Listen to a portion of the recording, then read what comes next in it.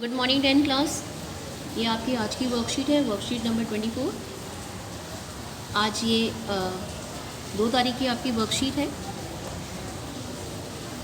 और हम भारतीय अर्थव्यवस्था के क्षेत्र पढ़ रहे थे। बहुत ही इम्पॉर्टेंट है, इसमें सारी चीज़ें इम्पॉर्टेंट हैं, ध्यान से करेंगे और जैसा बताया जाएगा उस हिसाब से आप नोट्स बनाएंगे।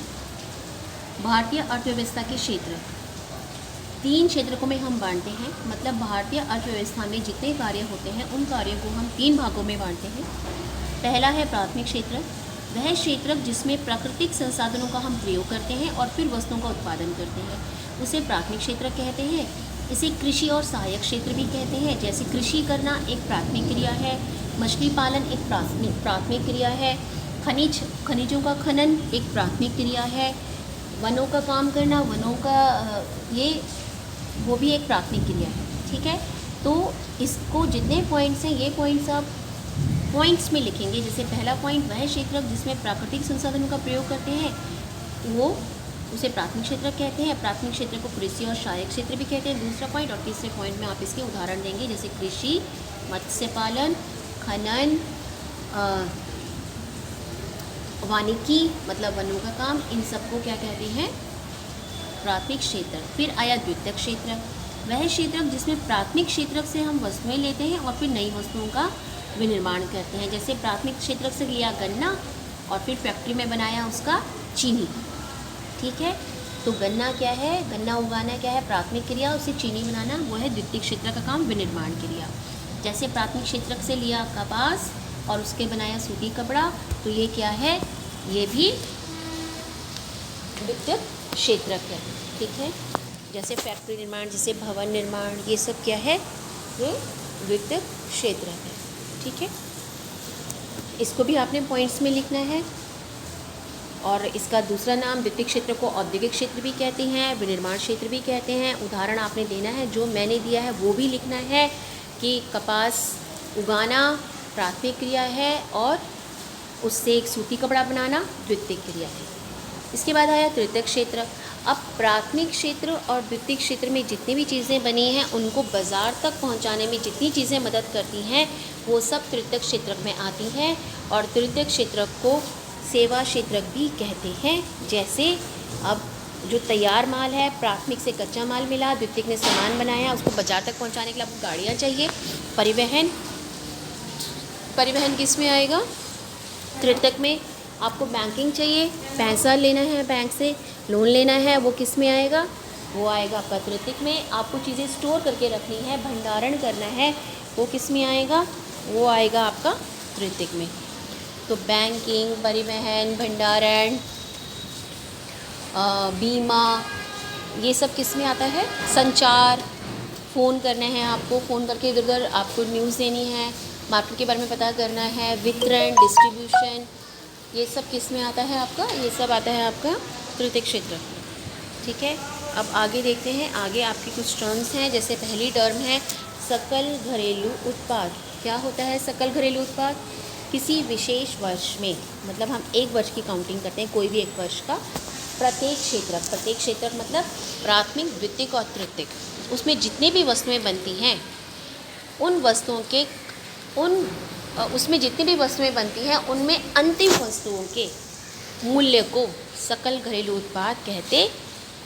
ठीक है, अब इसमें शब्द आया है अंतिम वस्तु। अभी हम इसको आगे समझेंगे। देखिए क्या हो, अंतिम वस्तु और दोहरी गणना, ये दोनों चीज़ें हमने समझनी है। देखिए क्या होता है, जैसे मान लीजिए एक व्यक्ति, ये है किसान, इसने बेचा गेहूँ, इसने गेहूँ खरीदा। फिर ये चक्की वाला है, इसने इससे गेहूँ वाले से गेहूँ खरीदा, इसने आटा पीसा।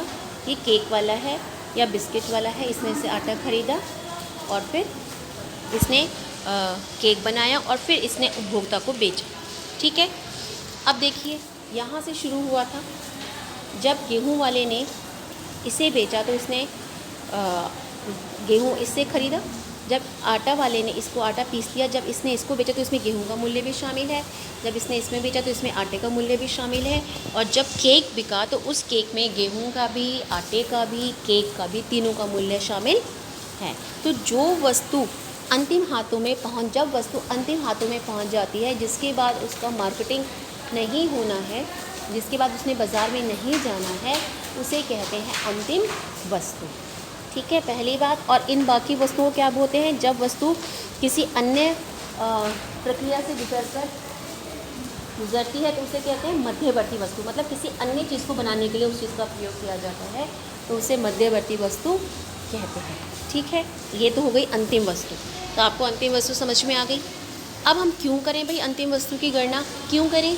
इसलिए कि अगर जब हम पूरे देश की आय की गणना करते हैं, अगर उसमें हमने गेहूं का मूल्य भी ले लिया, आटे का भी ले लिया, केक का भी ले, तीनों, तो एक ही वस्तु की गणना देखिए 3 बार हो गई, तो इसे बोलते हैं दोहरी गणना।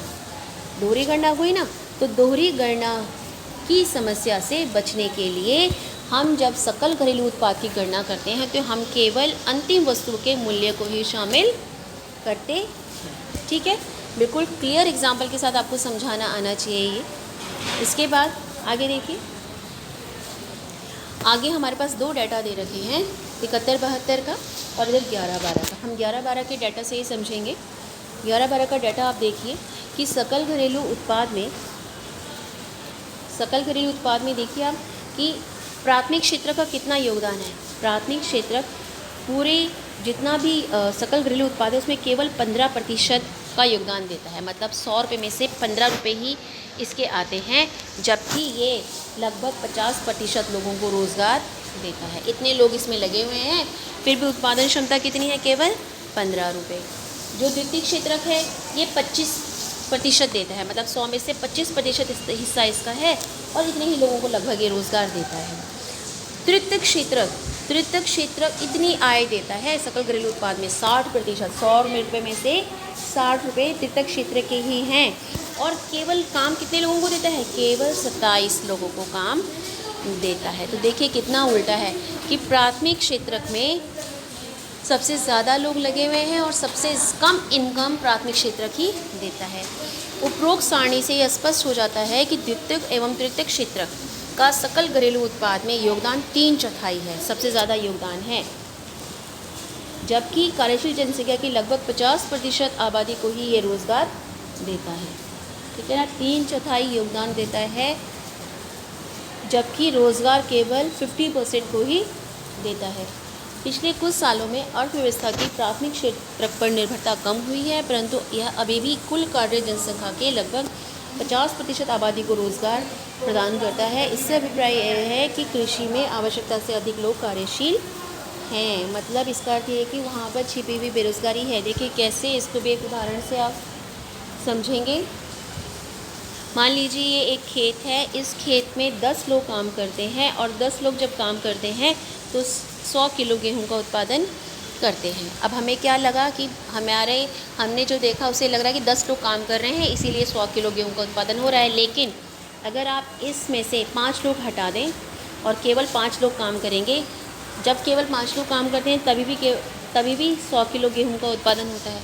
तो इसका अर्थ क्या हुआ? इसका अर्थ ये हुआ कि जो बाकी 5 लोग लगे हुए थे उनकी उत्पादन वैल्यू कितनी थी? 0 थी, क्योंकि उनके 5 के हटने से उत्पादन क्षमता पर कोई फ़र्क नहीं पड़ा। ठीक है, अगर ये 5 लोग कहीं और कार्य में लग जाएं तो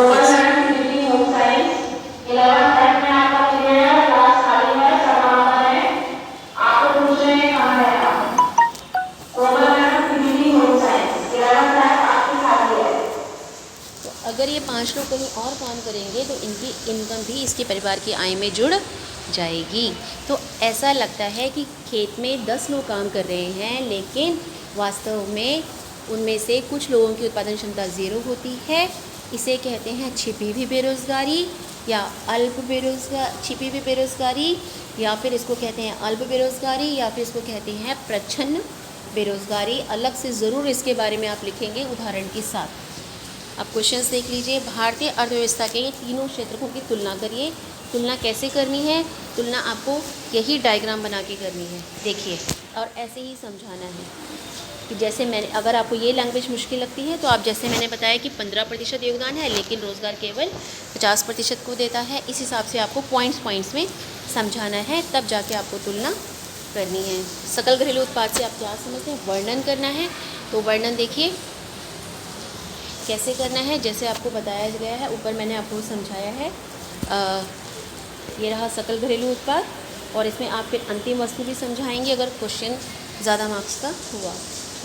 छिपी हुई बेरोजगारी का वर्णन, इसमें ज़रूर आप उदाहरण देंगे, उदाहरण के साथ ही आपको ये समझाना है। तो ये आपकी आज की वर्कशीट है, सभी बच्चे इसको ध्यान से करेंगे।